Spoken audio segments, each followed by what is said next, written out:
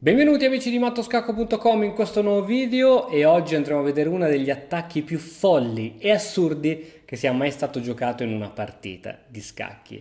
Il 21 di agosto inizierei a giocare a scacchi in maniera differente. Se io fossi in te mi farei trovare libero. Sulla scacchiera abbiamo col bianco Aronian e con il nero Kramnik, siamo nel torneo dei candidati del 2018. Sono due super grandi maestri, due giocatori eccezionali e vedremo come il nero sarà riuscito a fare un attacco micidiale. E4 e 5, cavallo F3, cavallo C6, alfiere B5, spagnola, F6, difesa Berlino, D3, alfiere C5, alfiere per cavallo, D per C6, arrocco corto.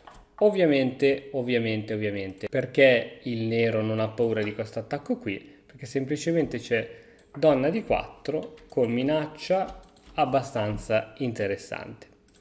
Dopo arrocco corto segue donna in E7, H3 per scongiurare tutte le entrate d'alfiere e adesso che cosa faresti se fossi il nero? Probabilmente penseresti ad un arrocco. Probabilmente troveresti una collocazione per questo alfiere per fare un arrocco lungo. Andrebbero bene entrambe le situazioni. Ma qui Kramnik decide che è il momento di impostare un attacco. E guarda che cosa gioca? Torre G8. Assurdo! Torre G8 mi sembra chiaro il piano di gioco e andare subito ad aprire le linee con questa mossa. La torre che controlla e supporta questo pedone, che attualmente però non è ovviamente possibile da giocare, dato che questa casa comunque è controllata sia dal cavallo che dall'alfiere. Vediamo come il nero riuscirà a portare a termine il proprio piano. Re in H1 proprio per togliersi preventivamente da tutti questi piani. Cavallo in H5. Guarda come iniziano ad esserci piani molto interessanti. Il cavallo inizia a mettersi su una casa migliore, anche perché da qui non è che aveva grandi possibilità, no? L'unica casa buona è H5 dove si può ricollocare eventualmente su F4 o in futuro fare sacrifici su G3. Ricordiamoci che il cavallo è un ottimo pezzo per i sacrifici. C3, probabilmente con l'idea di rafforzare questo punto, e adesso G5. Il nero sta portando il proprio piano così che deve ancora tra l'altro completare il proprio sviluppo. La mossa di cavallo ovviamente ha dato la possibilità alla donna di sorreggere questo pedone e adesso tocca al bianco che gioca cavallo per E5. Su cavallo per E5 non si può giocare, oddio, si può giocare questa, ma segue questa, poiché c'è, diciamo, questo attacco di scoperta da parte della donna. Su cavallo in E5, Kramnik non può permettersi di giocare questa mossa, poiché perderebbe tutta l'iniziativa. Di conseguenza, sacrifica questo pedone per giocare G4. Mossa interessante, molto interessante. Adesso c'è un cavallo sotto. Il cavallo non so quanto convenga rientrare in G4, adesso la vediamo. La mossa che viene giocata in partita è D4. Il bianco sembra che stia abbastanza bene. Che cosa sarebbe accaduto su cavallo per G4? Sarebbe accaduto il cambio dell'alfiere su G4, H per G4 e attenzione che arriva il matto. Scacco di donna, re è costretto ad andare in G2 e adesso qual è la mossa che fa vincere il nero? Ti lascio 10 secondi per pensarci.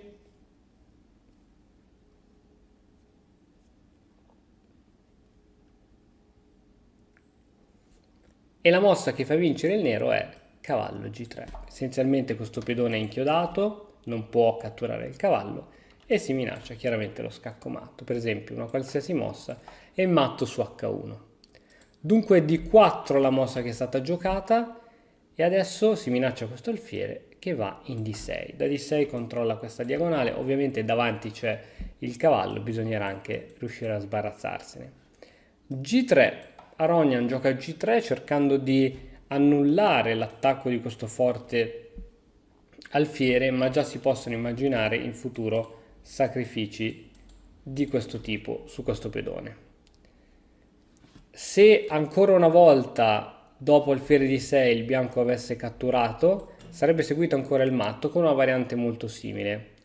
Alfiere per, pedone per, donna in H4 e ora su questa non c'è più la possibilità di giocare questo, poiché semplicemente il bianco potrebbe catturare, ma c'è donna H2, scacco matto. Perciò viene giocato appunto G3.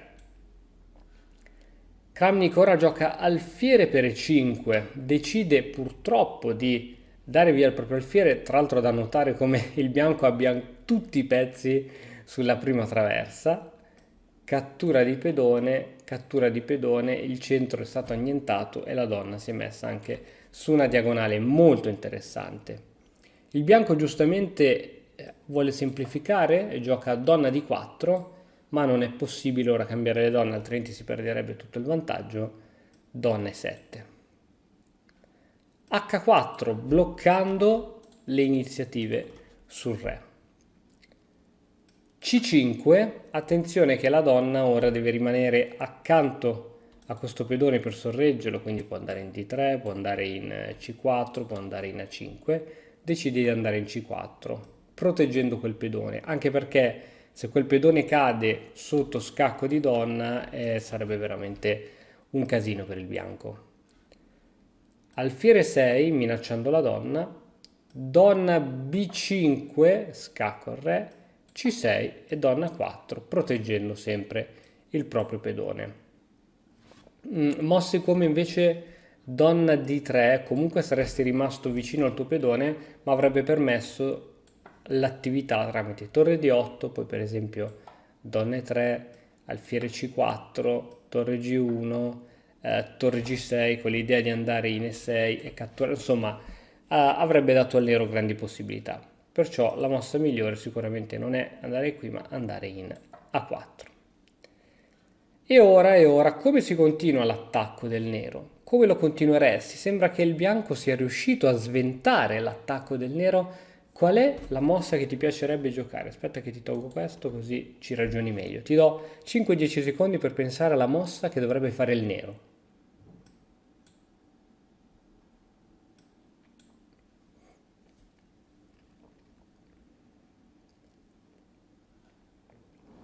E la mossa che permette di tenere attività è F5, con l'idea che se il bianco cattura il pedone noi ci prendiamo la diagonale con l'alfiere in D5.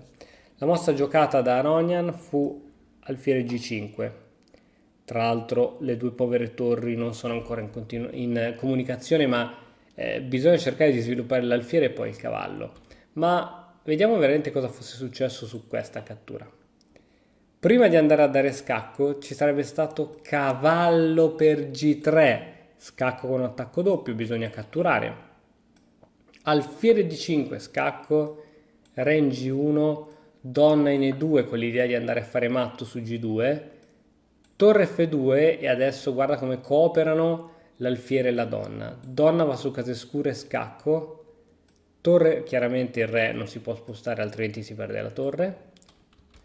Torre F1, donna G3 e matto praticamente alla prossima. Anzi no, è già scacco matto, scusate. Incredibile, incredibile. Quindi è un casino. Alfiere G5 dunque è la mossa che viene giocata e non la cattura di pedone. Torre per G5, sacrificio per mantenere l'iniziativa. Cattura e ora anche qui c'è da divertirsi. Kramnik si è veramente scatenato e ha utilizzato tutta la sua forza per trovare sempre mosse che portassero il nero ad ottenere sempre l'iniziativa. F4. Su F4 donna di 1 per tornare alla difesa con la propria donna. Torre di 8 minacciando la donna che va in C1. F per G3 e ora cavallo A3. Finalmente le torri sono in comunicazione. Sarà troppo tardi? Ora, qual è la mossa che permette al nero ancora una volta di avere l'iniziativa? Poiché è sempre difficile da trovare la mossa corretta al punto giusto, al momento giusto.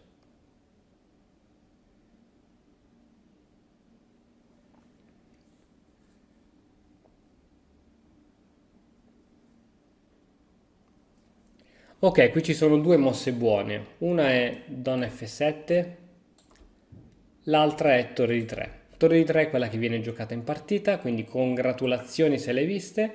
L'idea è quella, dopo aver cambiato questo pedone, di andare a dare scacco in H3. Torre in D1, con l'idea di cambiare le torri. E adesso, ancora una volta, ti chiedo qual è la mossa che giocheresti con il nero. Pensaci bene.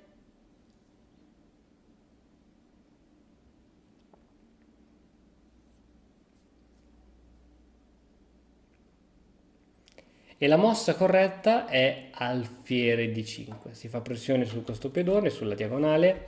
Praticamente il bianco è quasi costretto a catturare, anzi, se cattura è veramente il disastro più assoluto. Per questa ragione qui il bianco gioca F3. Cosa fosse accaduto per esempio su torre per D3? Semplicemente c'era donna per E4 scacco, si minaccia la torre, F3, attenzione, G per F3, e ora questi due pedoni sono troppo forti. Donna E1 inchiodando la donna, F2 scacco di scoperta, torre F3, oppure cattura con la donna, alfiere per attacco doppio, torre F3 e grandissimo scacco matto con due pedoni e alfiere. Fantastico, fantastico. Perciò F3 è la mossa che viene fatta. Questo tipo di cattura ovviamente avrebbe portato subito a donna E4 con più o meno le continuazioni che abbiamo visto noi. Questi due pedoni sono fortissimi, si può catturare, il re può catturare e qui c'è poco da dire. Ci saranno soluzioni per dare matto in poche mosse. F3 è dunque la mossa che viene giocata dal bianco per cercare di tenere la situazione, ma adesso segue G per F3 e per D5. Guarda il bianco quanto è in vantaggio di materiale, però ha la partita praticamente persa. E adesso qual è la mossa giusta per il nero? Cerca di trovarla.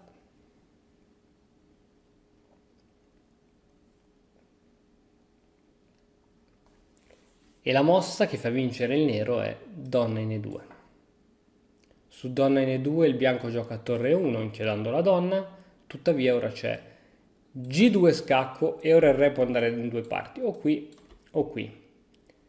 In partita andò in G1, ma vediamo prima cosa accade su G2, cioè semplicemente promozione con scacco, doppio scacco, re cattura, F2 scacco, re va in H1, torre H3 scacco, re G2 e donna F1 scacco doppio con più di promozione, eccetera eccetera, neanche scacco matto.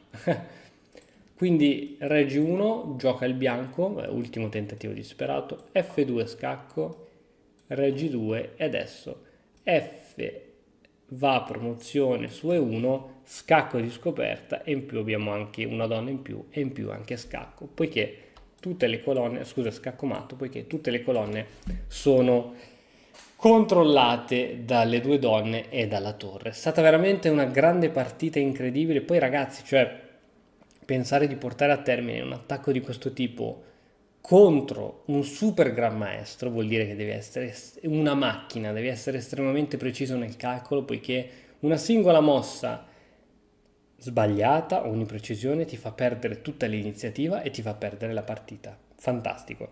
Spero che anche questo video ti sia piaciuto. Come al solito ti invito a lasciare un like, un commento e iscriverti al canale se ancora non l'hai fatto. Noi ci vediamo domani con un altro nuovo video. Ciao! E ora per continuare che cosa posso fare? Beh, innanzitutto ti consiglio di iscriverti al nostro canale in modo tale da non perderti le nuove video lezioni. E poi puoi vedere il video che è stato più cliccato in questa settimana. Ci vediamo, ciao!